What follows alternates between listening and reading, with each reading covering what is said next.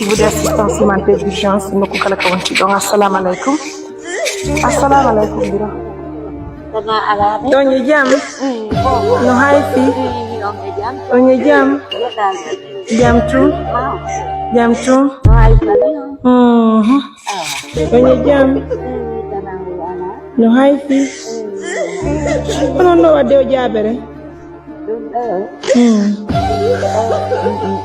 Bana hari ni aku kena. Omar bayo. Ada nak kaya ongi. Ada. Penjam. Bahai sih. Bahai sih. Contoh. Nenek. Tahu ya. Mana tu? Pendengar kamu bir. Mai. J'aimerais beaucoup m'excuser, mesdames, messieurs. Vous savez, c'est cette famille, c'est cette vidéo que nous avons réceptionnée hier. Donc, ce matin, j'ai décidé donc de passer l'air que bonjour, voir l'état de la maman. Nous l'avons trouvée avec des gars.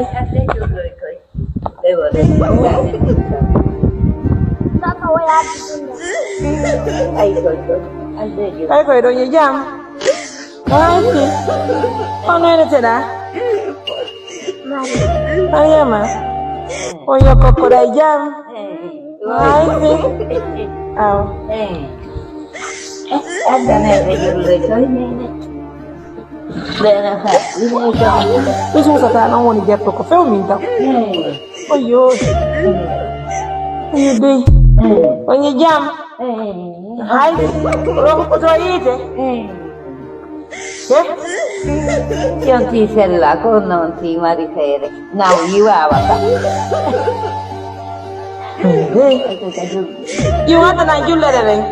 Minna dia budai. Nene no haifi. Nene mau nene. Amna ko jullu nda be rongo to ngadana la kayas. Jore ro nene. Wow. Mau nak. Jore nene. Rongon wala ni. Jore. Dia kaya ada. Anata. Janata.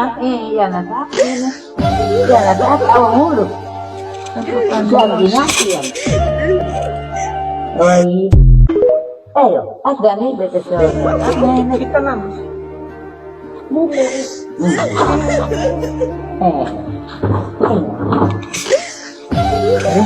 Jore ne.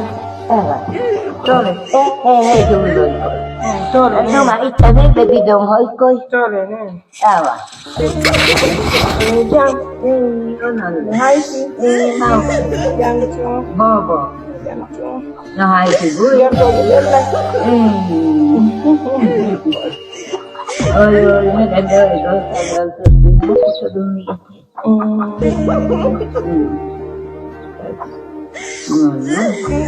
Yang lebih kau nama kita dong.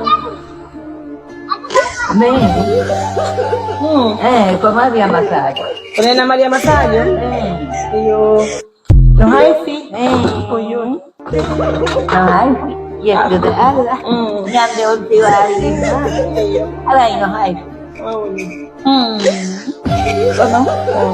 Pelanggal no dulu. Allora, con Maria Mtore mi viete? Io devo. Gara dio me woni golu da me den ardi do kadi mo jogare yete ni assistance humanitaire d'urgence. Ara ko hanki woni ko men indi modo andi men ara yido ka be den do de. Ara men inni yo men artinde. Anda no so ndorto. On jarama. Allah okko on barajo. On jarama nene. Modi ala yaade no kellal no duudi. Nene modi mo fekinino. Bete inino. Dum mo boy bidu mo. Ko sinabi ni asama ni tade ni. Ito bete ini.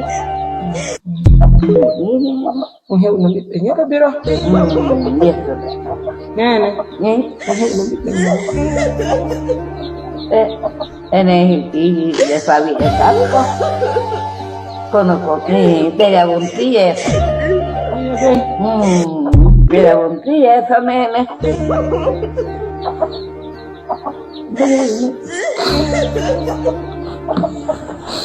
Aussi bon merci d'assistance médicale de la commission de M. Sumer, c'est du maire. Il a fait nos enfants, il a dit qu'ils sont partis, il y a un seul enfant qui reste, et ce enfant qui reste aussi. Il est mabou. Il y a beaucoup d'excuses de moi, mais il n'est pas tranquille. J'ai reçu des informations du papier que ce monsieur a été marié.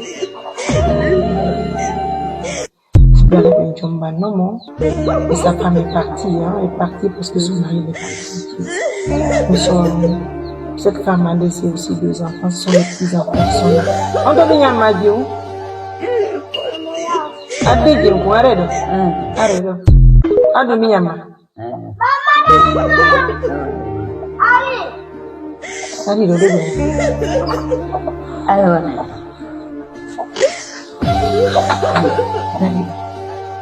la gamme, la fille. Oh là là, on peut voir tout ça là. Waouh, la tête de la petite. Jaka nene be do jaka biddo mo ngacca do gonno jomma ni mo ne e makko benni ne jodo do abolan no jodo do bay ko bolen tada amadaka alfa ko yolmi no wodo kodono mer abolan kodono be do woni Penata l'école nene. Penata l'école ka. Penata. Ini penata l'école ka. Penata nene. Pinanata woni fapa. Woi. Nata hinkina go. Pinanata fapa. Pinanata fota.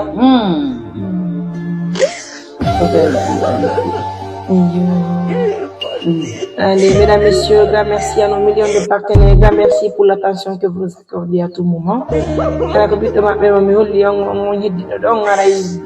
avez connaissé son état aussi.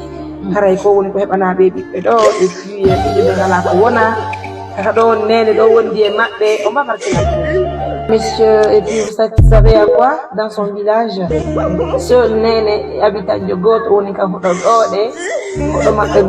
et dans tout ça là, il n'y a pas d'école. Donc, que de Bobo avec les matons, même pas que Moutia.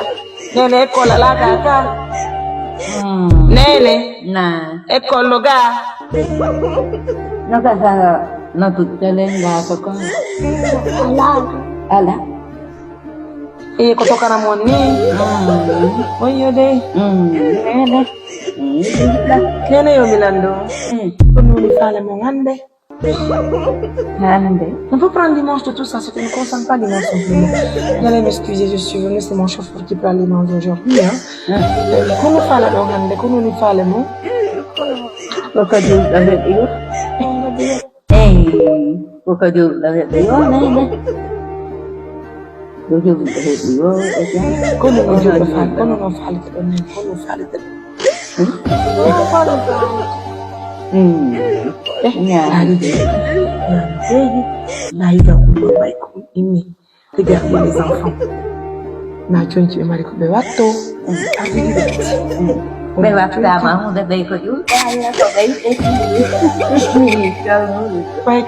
Oh là là, c'est des enfants qui méritent d'abord le soutien de l'État guinéen.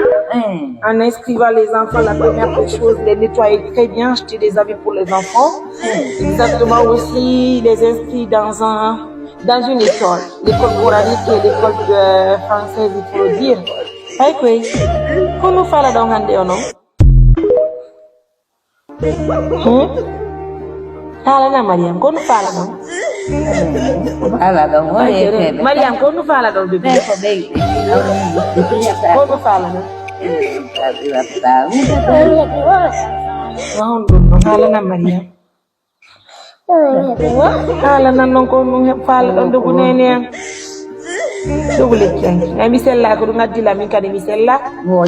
Misella ko ba min video mo hanki min yom imo mi ara ni de mo min tinni. Dio do ana. On fof jooɗi wana Maria. on fof ɓe julɓe foppume ɓen duɓamiɓe Maria, kono woni faale ma?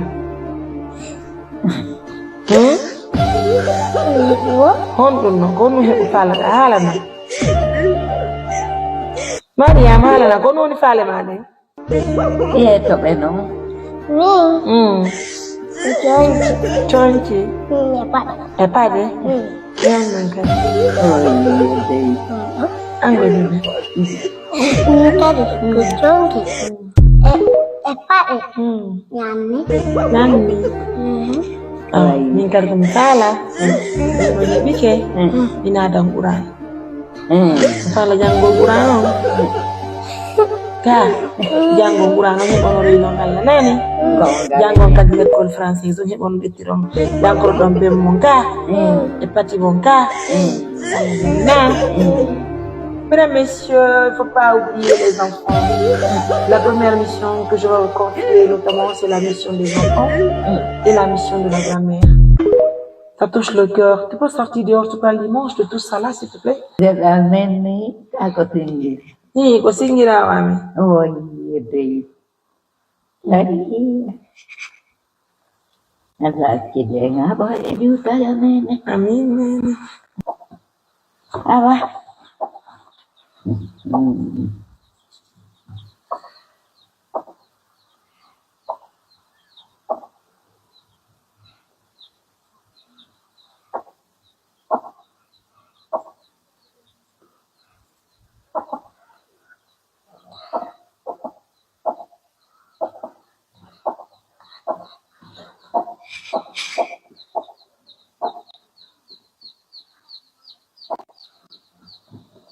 C'est bon. Millions de partenaires, déjà vous avez entendu le neɓe soir des jojajiɓe enfants. kono ko ha e mango juulirɗe Oui, ɓen amen windanomen juulirɗe ɗin si on tino maali tiiɓaka on ti woni paypo sina ɗum haray ɓuri ɓen miɗo jangi ha e ko wala noon no ɓa ko angal nene on minen mbaba windanan on ti hara e buluuji Ah, bureau. Joni non, kono woni faale non?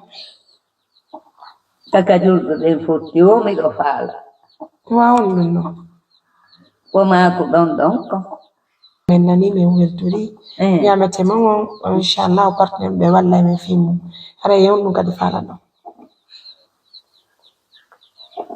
hay ko ɗum on ti faala taka on ti waalo Mais ko waalo ɗon. Très bien. D'accord, yewn ɗum kadi. taaɗinami on miɗo welti ko seeni ɗon kay miɗo welti Mesdames, messieurs, nous n'avons pas le choix. On va se concentrer sur les dires de la maman. J'attire juste l'attention des trouve aujourd'hui. Une grand-mère qui a fait 11 enfants. Les 10 sont décédés. Celui qui est là, sa situation est très compliquée. Lui-même, il mérite le soutien. Et puis, les gens ont déjà cherché une femme pour lui, mais cette femme est acquittée depuis longtemps.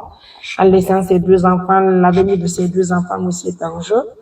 Donc, tout est compliqué dans cette maison, dans cette famille. Ce n'est qu'hier que j'ai réceptionné une vidéo venant d'elle. Je vous invite à mieux voir la vidéo, à visionner. Et on prend l'étape de la maison. C'est ce qui est important, pas l'image de Mariam. Hein? Donc, mesdames, messieurs, regardez tout ça là. Regardez, c'est compliqué. Oh là là.